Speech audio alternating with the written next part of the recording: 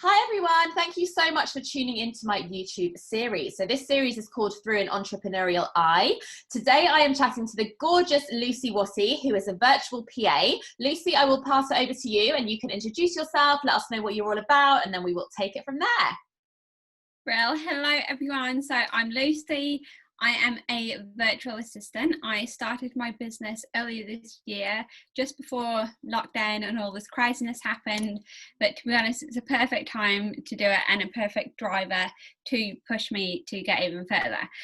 So a bit about me. I am a wife and a mum of one. I'm originally from England, but I moved to New Zealand with my immediate family when I was 11, and I lived there for 13 years, which is where I met my husband and had my little girl.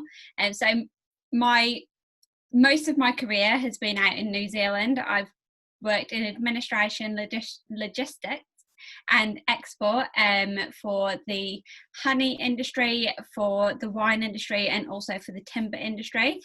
At the end of 2016, we decided to move back to England, which some people think we're absolutely crazy to do. And my husband tells me just about every day he's got people saying to him, why have you come here from New Zealand? But obviously my family are here, so we're here to spend time with them and just experience a completely different way of life and to travel. So yeah, I'm super excited. And now I work part-time as a nursery administrator and also run obviously my business as a virtual assistant.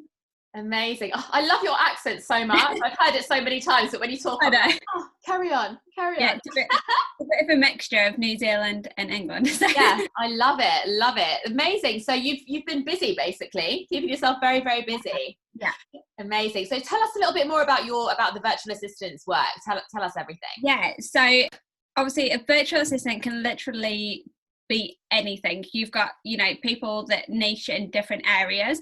My area of expertise is administration, so the back end running of your business, and also export. So I'm looking to obviously connect with businesses that do export, probably more in the food and wine industry, but yeah, businesses that export, and I can complete your documents and do the custom side of things and everything like that, and do all of the administration. But my mission is just to support as many people and as many businesses as possible with the tasks that they either just don't like doing, or they take too much time from the income producing activity, to help them grow their business, especially not like singling it out, but especially mums in business. I really want to support other mums to be able to grow a business and lead the life that they want to for their family. Yeah, totally. I think as well, like you said, there's so many things which people who have their own businesses do. Even if you don't have your own business, you work for a business, but there's so many like admin-y things which take up so much time. Yeah, definitely. So much time, and you're just like, oh, if only I could just have that person to do that for me. Yeah, that's me. Lucy. Amazing, especially mums, like you said. I've got quite a lot of friends who are new mums, and a lot of them are entrepreneurs as well, so I'm sure they'll be interested in hearing more for sure.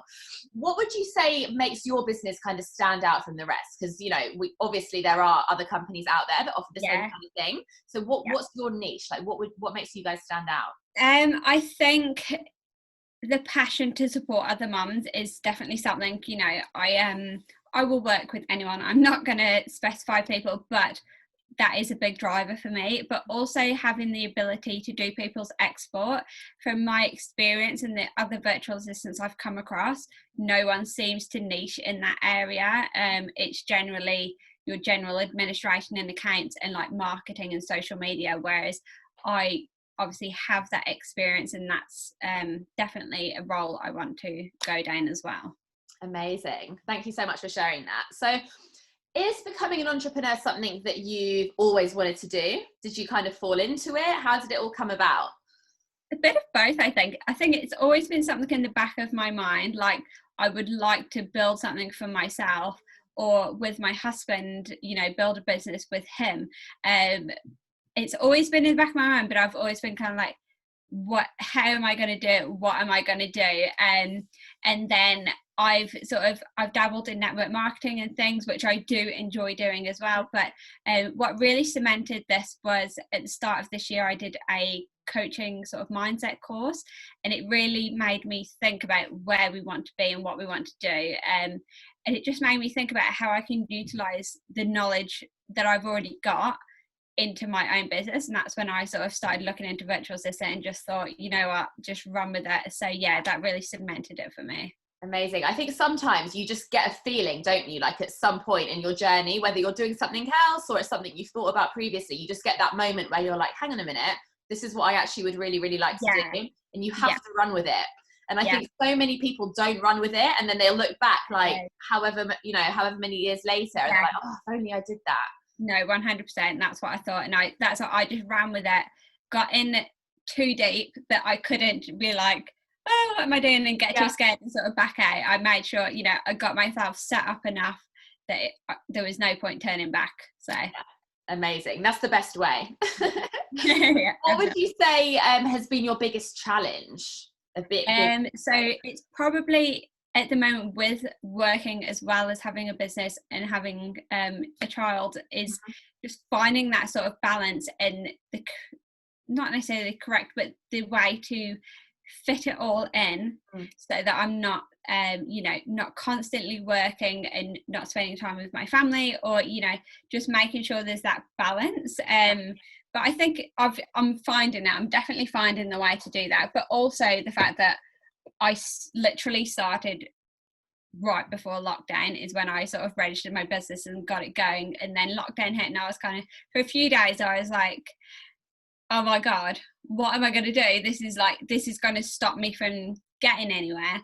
But then I just thought about what I could do, and I've focused on networking and meeting new people, and obviously it's just had to be virtual. That's the difference. So but yeah, but it works for you though. You're a virtual assistant, so you can virtually. Kind of plays it, does it? But definitely. I think as well, like lockdown has just emphasized how much can be done virtually as well.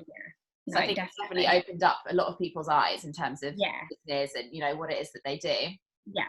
How do you have like a set routine in terms of you and your daughter? Like, do you have set times which you work, or is it kind of like hit and miss as and when you can get stuff in? At the moment it's probably slightly hit and miss, but because I do sort of like on a Sunday evening especially, I'll open my diary, block in where I've got meetings or, you know, any training or work or anything that's a set time, or even activities that my daughter does. I set those in, and then sort of everything else that I need to do, I try and figure out where it's best to fit them in. And it doesn't always go to plan every day.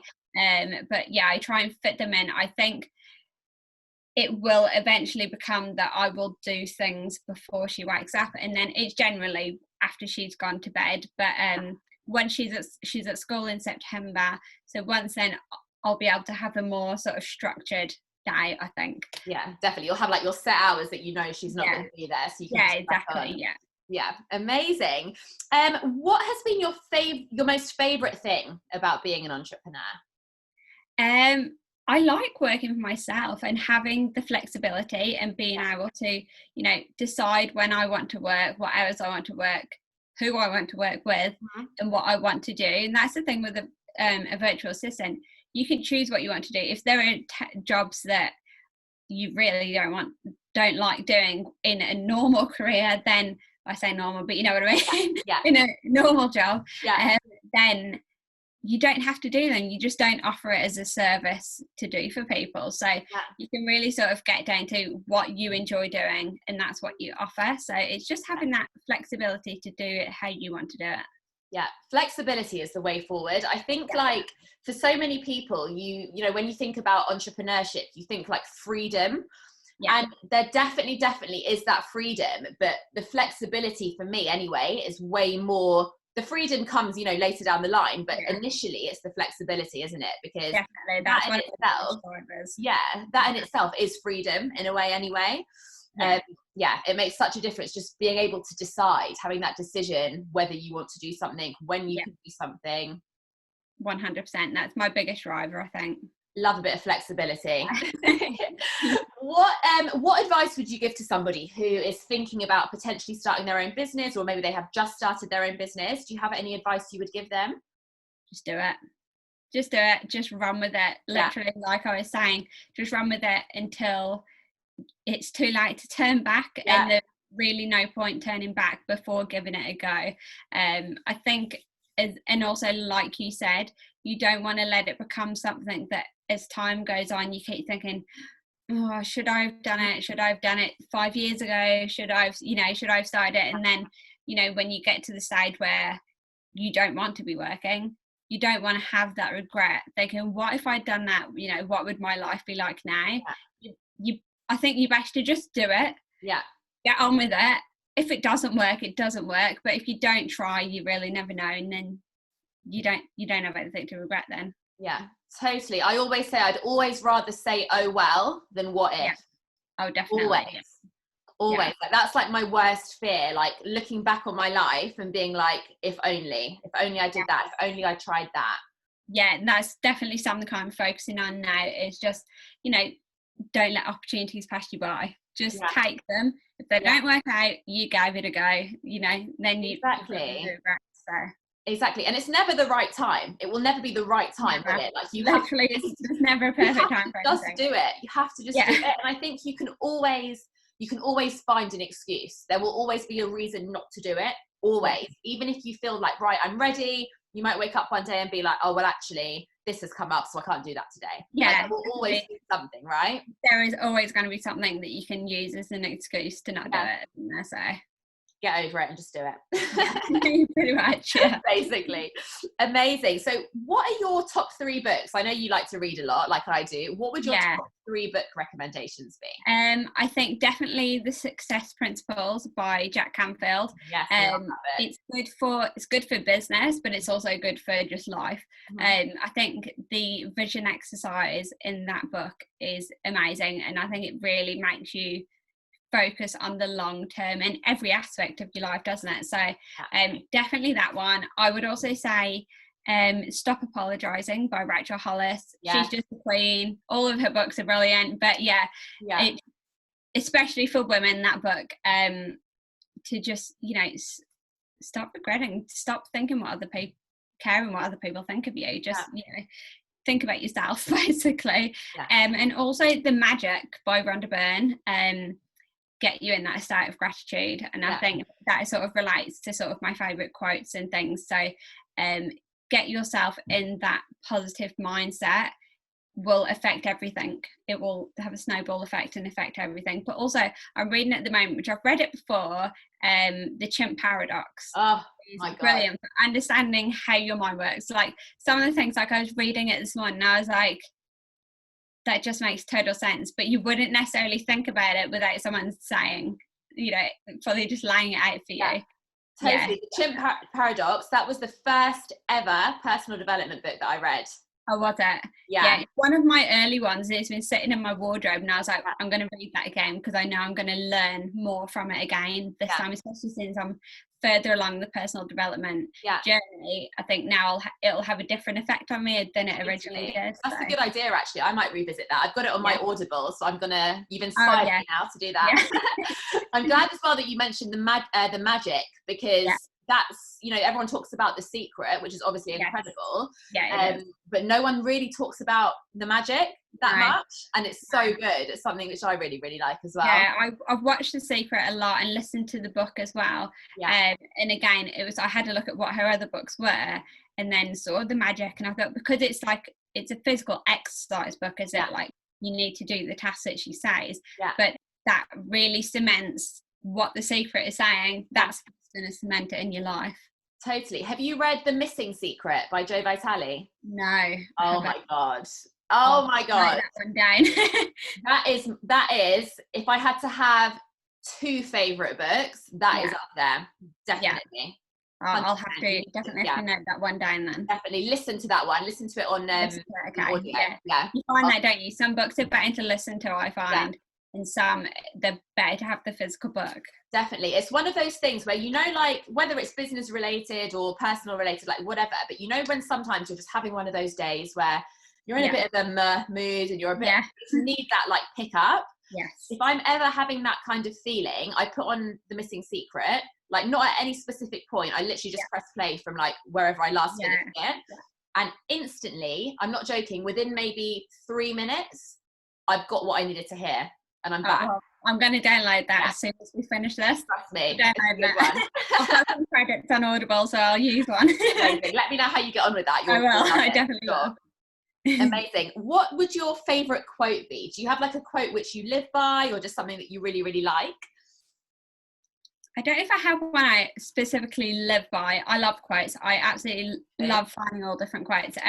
Especially like in some of the books, there's quotes always in them, isn't there? And I love I love noting them down. One I've got on my vision board, which is actually just up there behind me, is the more you're in the state of gratitude, the more you'll have to be grateful for. And it's actually it's a Walt Disney quote, which perfect because I love Disney, but and that sort of relies into the secret and the magic, doesn't it? So I think it definitely makes effect. I write my gratitude every morning, and if you look for things to be grateful for in your life, then no matter how small they are as well, you're going to find more things, aren't you? You're going to naturally see them throughout the day. So I think that one, and also a Rachel Hollis quote, it's actually, I think it's out of Stop Apologizing, because I remember hearing it and just pausing it and writing it down while I thought about it. A goal is a dream with its work boots on. Oh, love that. That's brilliant. I remember it just like, when I was listening to it, I think I was driving even, and I was like, oh, I need to remember that one. I've not heard that. I've listened to the book, but that's not got in my head. I love that. It's one of those things, and it stood out to me, and I was like, that's so true. Like, you can always have a dream, but you've got to work towards it to make it actually come to fruition. So amazing. Love that. Oh, I'm going to remember that one. Amazing. On my Instagram, so you'll be able to find it. Oh, I will. I'll find it. Don't you worry. Amazing. What is there anything else that you want to add? Any other words of wisdom or anything? One thing I'd just say is support your friends that are in business, whether it's literally engaging with their social media.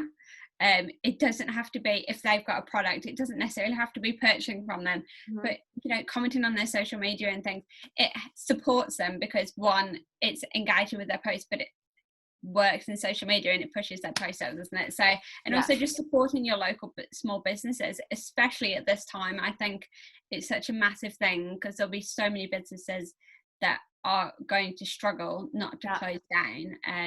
And I think, if we just get out there, support local, support small, it's going to make a massive difference. Yeah, totally. It's so true. And I think, I've run my own business for the last, nearly 6 years. Yeah. And I know firsthand, like how much that means to people to just have that support.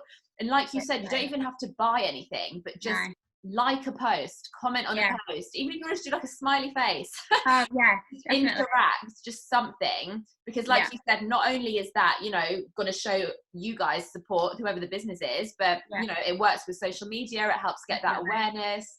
And at the end of the day, you're going to go to a bigger brand, or you're going to go to someone either way you're going to make that decision. So exactly, that's what I think. And it really is true when like you see people say like a like or a comment or following someone's social media or that small purchase, literally you have someone behind that literally doing a happy dance. I know I do. I'm like, it gets me so excited. It makes such a difference. Like, I'm not being negative against the big brands, because I use big brands as well, but it really makes such a difference in the world to support small businesses. Totally. 100%. There's literally near, just around the corner from where I live, there's this really cute little coffee. It's like a little van. It's not really a van, it's like a little wooden hut thing, but it looks a bit like a van. And it's only been around, I've only seen it since lockdown. So like now when I go for my walk, even though like Pret is open, Cafe Nero's open, I will deliberately go to that cute little van, because I'm like, that's obviously like an independent person who just wants to make a bit of money and wants to cheer people up during lockdown. And it can make such a difference to literally it's their life, isn't it? Like it's that one person's life, and their family obviously makes such a huge difference. Totally. Amazing. Thank you so much, Lucy. Where can we find you on social media? What's all yours? So I'm on Facebook, I'm on Instagram. So it literally is LJ, your virtual PA is my name. I think on Facebook though, it's to search me. If it doesn't come out like that, it's LJ Virtual PA. I think I accidentally missed it. But amazing. I'll put the links in under this video anyway, so that everyone can see.